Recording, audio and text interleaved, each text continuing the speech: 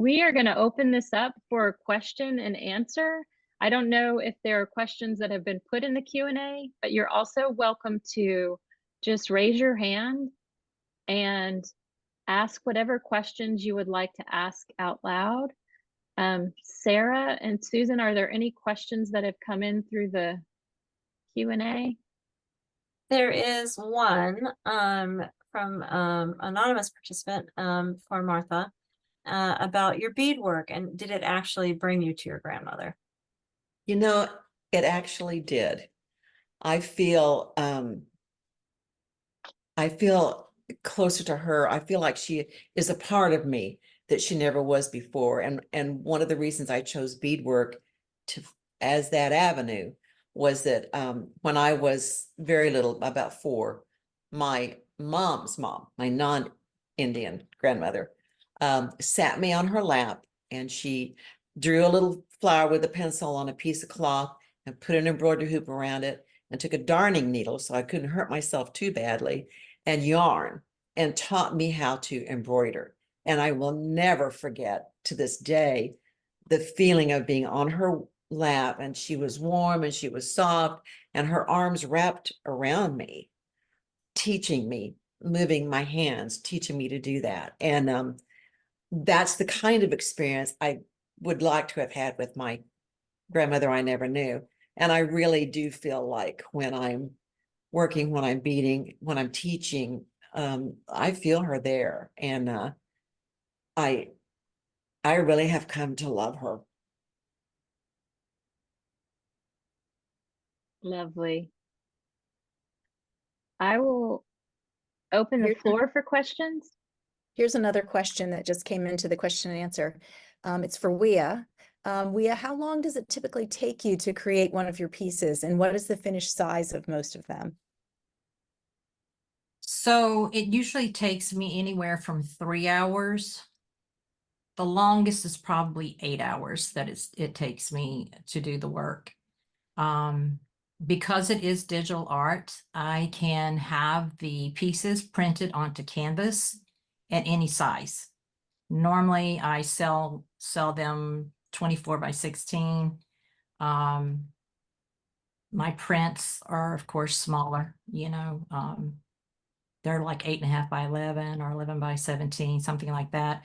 But though it takes quite a while. And at first I thought, okay, being a traditional paper manual person, with chalks and paints and things like that. And my daughter was encouraging me to go digital because of COVID and the restrictions, and we couldn't get out, and we couldn't do anything. And I'm just like, no, that's not my thing. I'm a traditional artist. I'm all traditional. And she just kept urging me to do it. And one day I just did it. And I thought, oh, this will be so easy. This will be so easy. It'll, I know how to draw. It's going to be easy. But it was a whole new learning curve. I had to learn things completely different than I'd ever learned before.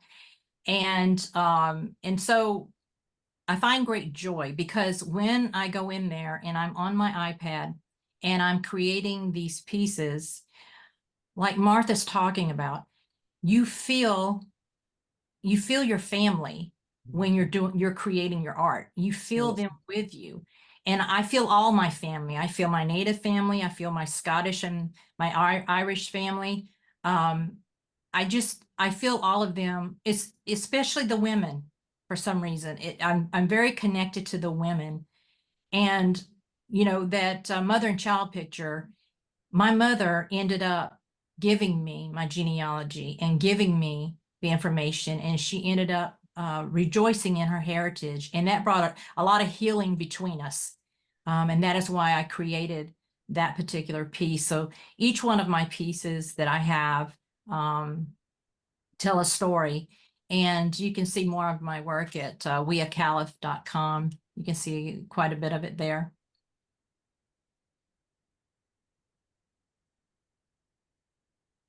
Are there more questions, Susan and Sarah? There are. And before, I think Sarah was going to ask the next one, but Yeah. I just wanted to mention that in the chat, somebody had asked Tanaya about if your music was available on Spotify or any other Yeah, and somebody answered and said, yes, it was, that we could follow you on Spotify, and then we'd find out when your album is released. So we'll be all, I'm sure a lot of us will be looking for that. Yeah, there's a couple of songs and some poetry with music on Spotify now under an album called For Women and Girls on Fire. But my full musical album, yeah, if you just follow me on Spotify, it'll be available like on YouTube, Apple Music, Spotify, hopefully by July. Great, thanks. So another question came up from Jeff. Each of you artists described the obstacles of shame from the dominant white culture and pushing for assimilation. How do you see that changing, and what pathways do you see for wider flourishing of Indigenous art and culture now? Well, I'll field that one first. I think everybody would like, I hope to chime in on that, but you know, it's constantly changing because it is life, and we are life, and we are history, and it's just constantly changing. And I think that it is obviously better than it used to be. People are not ashamed. Most people are not ashamed to admit their indigeneity, their indigenous background. And I think a lot of that is because people who are not Indigenous are not embarrassed about being curious about it. And if we handle that right, they are not embarrassed about asking us questions. And I've always thought it was really important never to just say, oh, that's an inappropriate thing you just said, or, oh, you shouldn't call me a this or a that, or a one quarter or a whatever. I think it's up to us to use that as an opportunity to teach and to create a warmth and an ongoing ability to discuss such things. But that said, we can never let down our guard because it is changing constantly. And right now, the mood in this country is a little fearsome. And I think that, you know, I believe in equality and in bringing everybody on to the table. And so I think that we have to constantly work, you know, through our tribes, through as individuals, through legal channels, through governmental channels, whatever we need to do to make sure that to the extent that we can influence it, there is an atmosphere, there is a venue in which we live that is conducive to teaching and sharing who we are, and conducive to people asking questions and having them answered in a very friendly way. So it's better than it was certainly when I was growing up, you know, I mean, way better. But it's just something we can't go to sleep on. Would either of you, Weeya or Tanaya, want to answer that question, or it's fine Well, if you want to pass? I feel like it's an ongoing thing. It has gotten better, but I feel like Martha. I always feel like I have to look over my shoulder. I do get asked, you know, what percentage are you? Or I get asked, what are you? Because they're not sure what I am. I get mistaken for being, you know, different races all the time. I'm also white passing. So there's all these things that occur. But while Martha was talking, I was thinking about all of the teaching opportunities that I've had every time someone says, well, how much Indian are you? You know, or what's your percentage? Yeah. Or, you know, but, you know, because I've never walked up to anyone and said, how much Irish are you? Or how much Yeah. English are you? That's never crossed my mind. If you identify as your English or Polish or whatever your race may be, I'm not going to question it. You know your heritage, you know who you are. But it is a teaching moment, and it is a time to show some grace, Yeah. show some empathy, We don't know what backgrounds people are coming from, and to teach them, about things in a better way instead of arguing or raising our voice or getting upset or insulted or anything like that. It needs to be a teaching moment. I can hop into. I think I'm not sure if it is changing from the dominant white culture. I do think there are a lot of like amazing allies who like put together, panels or different events like highlighting Indigenous artists, which is amazing and like makes such an impact for those artists. But for me, I think in terms of the obstacles of shame, it's honestly just not looking to white culture or dominant culture for acceptance or like kudos. It's like turning to community.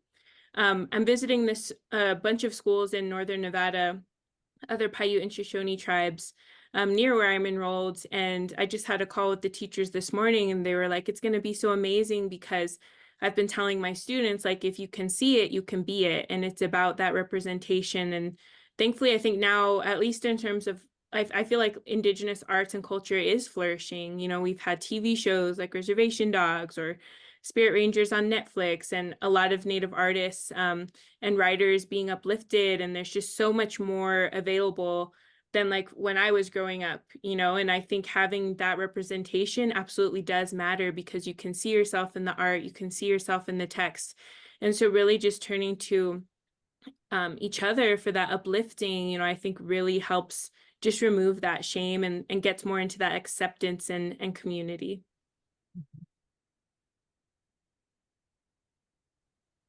So I think we have time for another question or two. We're almost at 7, but we could do another question maybe. There's 2 more in the chat. Oh, and then Brianna has one. Brianna, you want to ask yours? Yeah, can you hear me? Yes. Yes. Yes. Okay.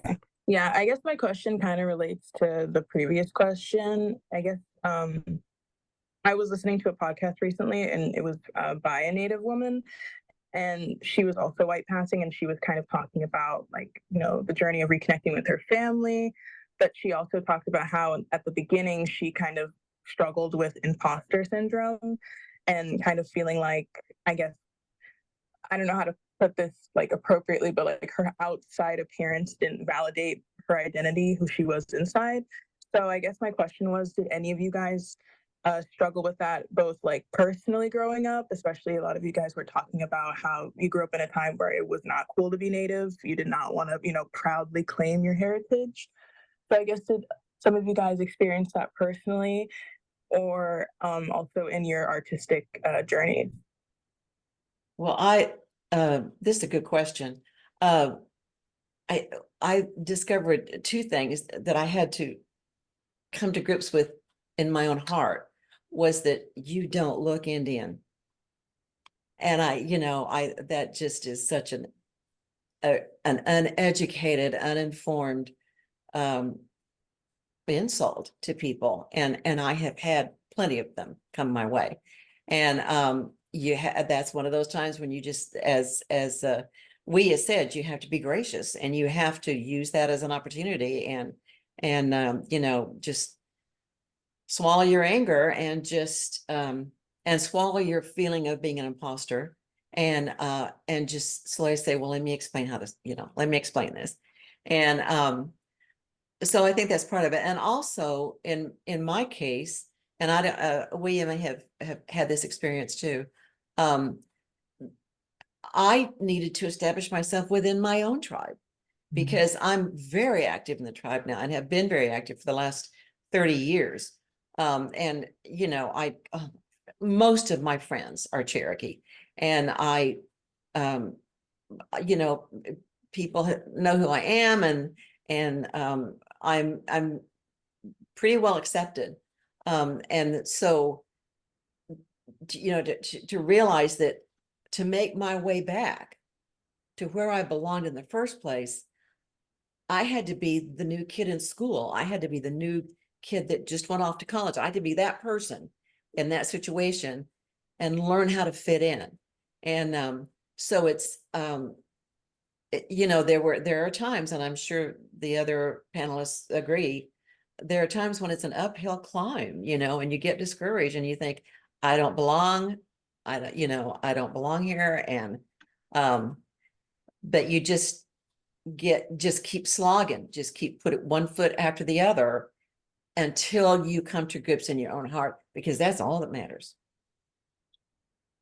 I also wonder if you channel some of that anger and emotion out, like if you don't swallow it and you use it as fuel for art. Like I'm especially thinking of Tanaya, like if you channel any of those negative emotions you might feel when people interact with you in a disrespectful way into poetry, or do you do what Martha says, or what do you do with your emotion around these kinds of interactions?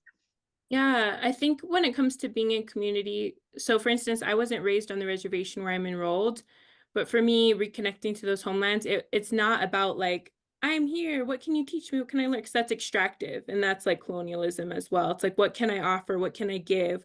What are some skills can I use to help support my tribe and its people? And I feel like that's where I've really found like that belonging and that acceptance is just showing up with that good heart. But in terms of like negative, like, of course, like, people are human. You're not going to be everyone's favorite flavor. Someone might prefer vanilla over Rocky Road, doesn't make them better than the other. But I think, yeah, it's just finding that ways to like channel those emotions and turn it into something new, like processing it, even if it's just writing a letter that you burn or rip up yourself, like with your feelings and not like putting it out there. I have found that to be the best way is to just like, transform it into art, or even just like put it into prayer, like to put that energy to be transformed into something different in a spiritual way. Mm-hmm. And And Weeya, I think you were about to say something. Yeah, I can remember my traditional grandmother, when she was teaching me things, and she would always say to me, remember who you are, no matter what, remember who you are. And then I would go back home to my mother, who was embarrassed and ashamed and scared to say who she was. And I would say to myself, what's wrong with me? Like, why can't I say I'm Cherokee? Why can't I say I'm Native? Why can't I, what's wrong, And I just couldn't get a grip of, of what was really going on. I didn't really understand, even though I lived in the South and there was a lot of racial tension and that kind of stuff. My mother was trying to protect me, and then my art reflected this unhappiness, this not knowing. But when I started doing my genealogy, when things turned for me, when my mother handed me our genealogy and she said, okay, here it is. If you have any questions, please ask. And it was like reading a storybook. It was like reading the history, where they were at when they were in North Carolina and during the Indian Removal Act, and how some of them migrated down into Georgia and then ended up in Alabama. There was the stories that went with them. And the more I read about them, and I gained a connection, and that helped to build up a pride in me that no one's been able to take away. So, and a community too, I think community is important as well. And to help you feel like you belong somewhere,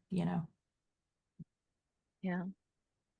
There's one last, I know that Tanaya, you answered a question that Glenn put in the Q&A, but there's a question from Barb that's very interesting about your piece, Reliant, Weeya. It says, when some of us look at Reliant, besides the two women, we would also see a merged image of an animal, sort of like a deer. Are we just being imaginative? I saw that too. Did you? I saw it. I only saw that. an I only saw eagle the with its animal. beak and Yeah, its I'll eyes. put it, Oh, let me put it back up. yeah, put it back up, please. I'll put it back up, and I'll tell you that I only saw the animal at first. It took me longer to see the women than it did to see the animal. So I don't know if that's coming out subconsciously in you, or if you meant to put an animal in it, or if it just happened. It's so interesting. So Let me get it up. go ahead and put it up. Okay, I'm trying. I'll wait and see it. Okay, so there's this let's thing see. that I will not do. I'll talk while you're getting it put up.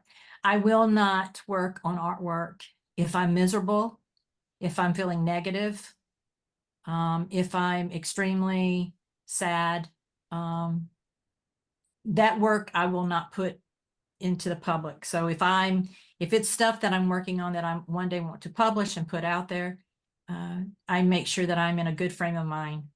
I'm looking for the deer.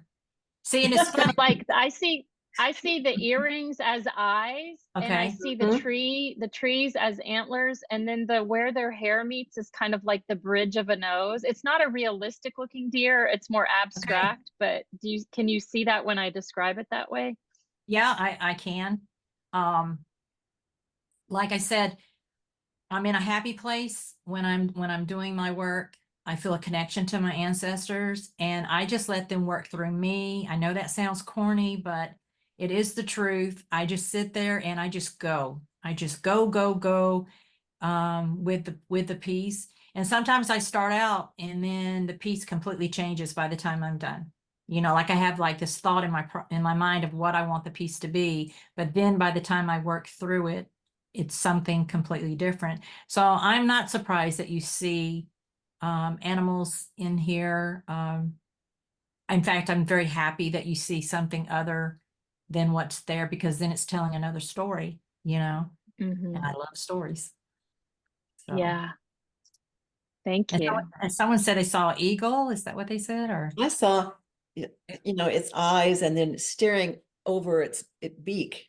okay. I seriously saw, there's Mm. something else I see in that is beadwork. That, Yeah.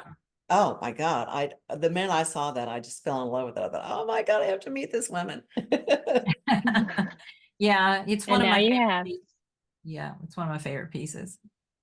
It's beautiful. Thank you. Well, we are at time, and I want to be respectful of people's time. We are deeply appreciative of the time that the panelists took to be here and to share their art and their vision and everything about how they produce their work. And I just feel inspired, and I enjoyed the presentations that you gave so much. And we also very much appreciate the people who came to hear about the work of these talented artists.